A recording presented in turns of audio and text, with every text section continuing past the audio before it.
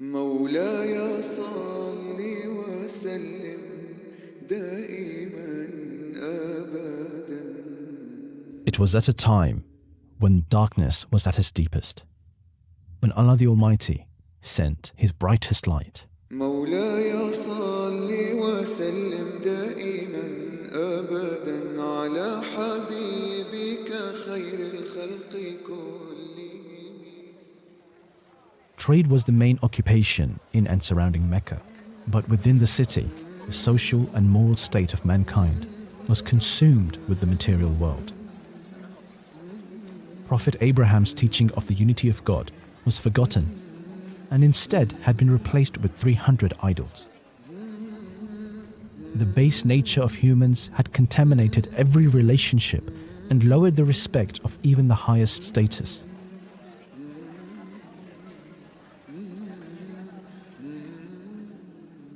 The Kaaba, a revered and sacred building, once a house built for the worship of the one God, was itself worshipped. Troubled with these actions, the Holy Prophet ﷺ separated himself from all the mischief and misdeed of the Meccans and retreated into the surrounding hills to Cave Hira, the mountain of light. He was lost in the love of the Creator and sought peace and serenity.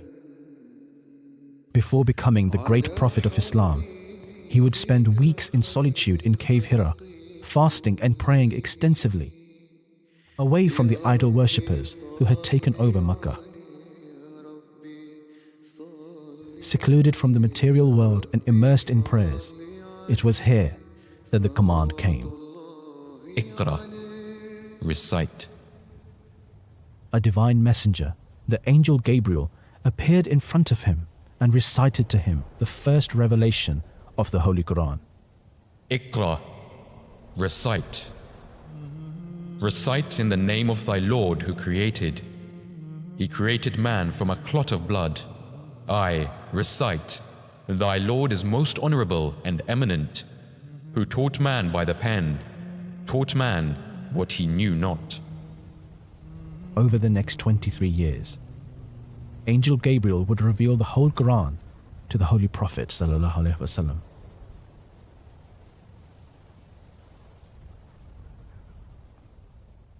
The first revelation of the blessed words of the Holy Quran came when humankind was in the greatest need for it, and it set into motion the dawn of peace and reason. The message was sent so that each person, man and woman, would grow closer to their Creator.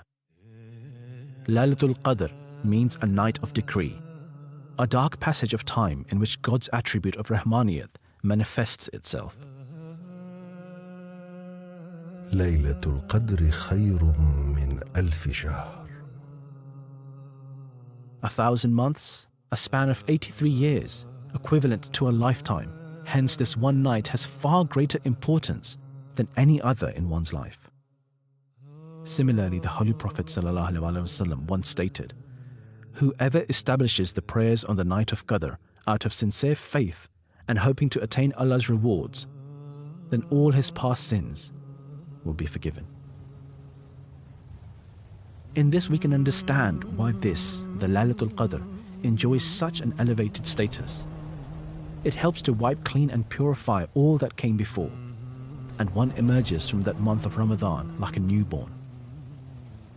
These last 10 days of Ramadan are so precious that it was a practice of the Holy Prophet ﷺ to intensify his prayers and retreat into the mosque.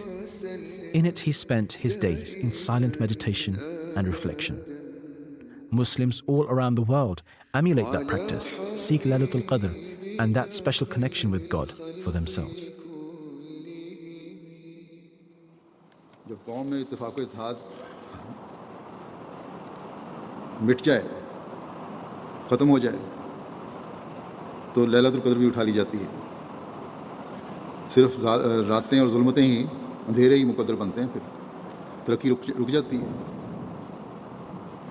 Lailatul क़द्र के मानी हैं कि वो रात जिसमें इंसान की किस्मत का अंदाज़ा किया जाता है और ये फ़ैसला किया जाता है कि आइंदा साल में उससे क्या मामला होगा।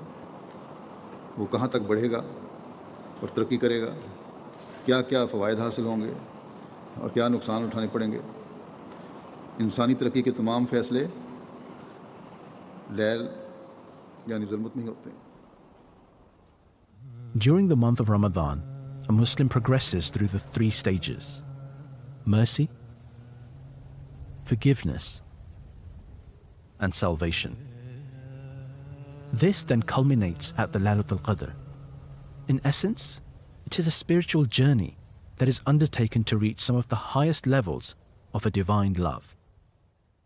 The Holy Prophet ﷺ once said that if one did not refrain from falsehood and false conduct, Allah has no need that he should abstain from eating and drinking. Hence, Ramadan is in a sense a yearly spiritual purification. The prayer of Laylatul Qadr itself is a plea to the Almighty to be forgiven and purified. O Allah, you are the great pardoner.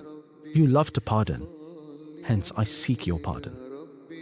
Once a year, just for 30 days, we are given the chance to immerse ourselves in the remembrance of God, purely for Him, and yet, in return, He grants us unimaginable blessings.